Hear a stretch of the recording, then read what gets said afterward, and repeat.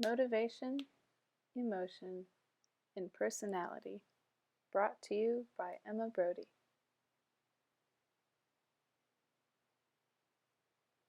Motivation is defined as the internal process that gives a behavior energy and direction. Motivation is triggered by the need for homeostasis, hunger, and incentives.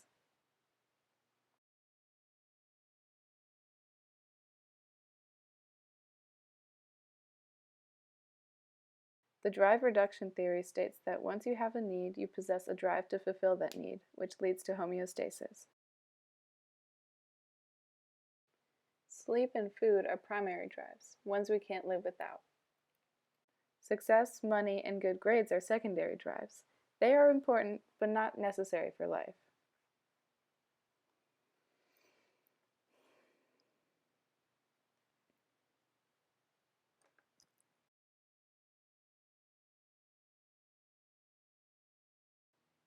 Abraham Maslow came up with a hierarchy of needs, shown by this pyramid.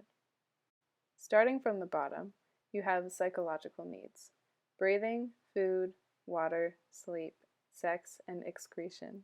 Progressing up, your safety needs must be met: security of your body, employment, property, morality, family, and health. Next is love and belonging: friendship, family, and sexual intimacy. Your esteem is next: self-esteem, respect, and achievement. This is more how others view you, while self-actualization, the top tier, is you being the best you that you can be, being comfortable and proud of your morality, and being able to problem solve. You can't move up the pyramid without successfully stabilizing the lower levels. This pyramid proves that people are motivated by achievements. If you aim to be higher on this hierarchy, you will be more likely to accomplish it. Incentives are used to motivate people as well. Good incentives will pull you towards them. Bad incentives will push you away. This is a man being pulled towards the pizza.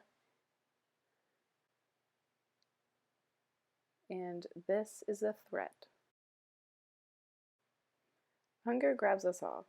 One moment you're sitting on the couch watching TV, next you're being pulled into the kitchen. Hunger is more than the empty stomach feeling. It's the general state of wanting food. You may experience a growling stomach, but that's not all that's happening. Your blood has a small amount of glucose and a high amount of insulin, and it's your job to get something in you to regulate your satiety. Satiety is the state of not needing food, another type of homeostasis. Incentives for food are the flavors and your appetite. If you have been exposed to a wide range of flavors, you're going to be more motivated to seek out more.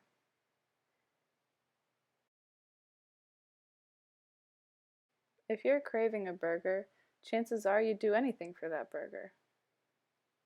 Murder, even? No. Your appetite won't be assuaged until you get what you want. Emotion is defined as an instinctive state of mind deriving from one's circumstances, mood, or relationships with others.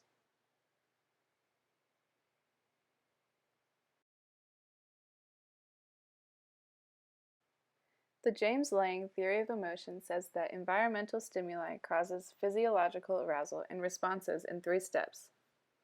You see the stimulus, the spider. Physical arousal, your heart rate picks up. And then you interpret the arousal into an emotion, fear in this case. The Cannon-Bard theory says that there is no delay in the reaction or emotion after the stimulus occurs. You see the stimulus, the spider, and simultaneously you experience physical arousal and an emotion. Your heart rate speeds up and you feel fear.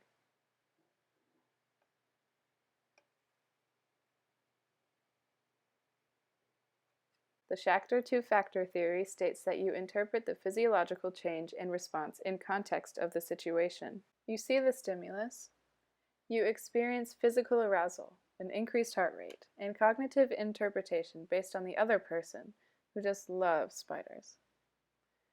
Your fear then calms down a bit and you feel alright. You put on a brave face to match the other person.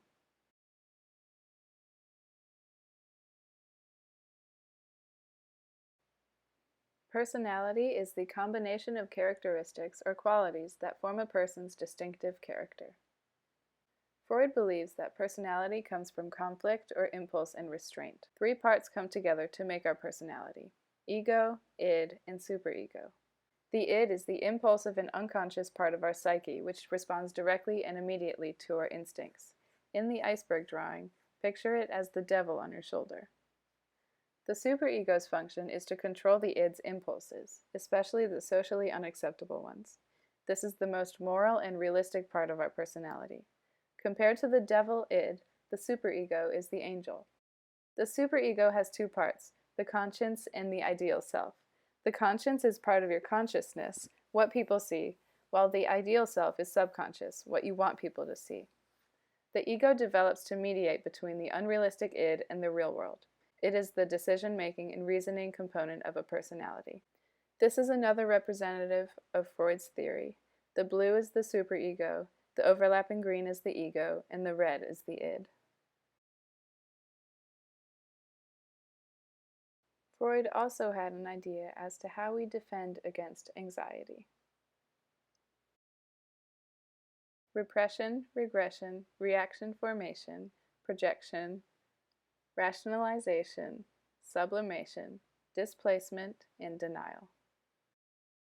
Repression is when you banish anxiety from consciousness. Oh, I completely forgot about that embarrassing thing that happened that one time freshman year. Regression is when you retreat to a more infantile behavior. You don't get your way, throw a temper tantrum. Reaction formation is when you switch to unacceptable behaviors. If you like someone that you're not supposed to like, you tend to show bitterness towards them. Projection is when you disguise your own threatening impulses by attributing to others. Maybe you're not wearing the cutest outfit one day and someone sends what looks to be a judging look. You say, "Why are you looking at me like that? Your outfit is rank." Rationalization are self-justifying explanations. When you say, "But teacher, I'm just texting my mom." Sublimation is when you rechannel to socially acceptable activities. You had a bad day, now you go home and take a warm bath until you feel better. Displacement is when you discharge pent-up hostile feelings on objects less threatening. You had a bad day, now you go home and scream at your brother for not putting down the toilet seat.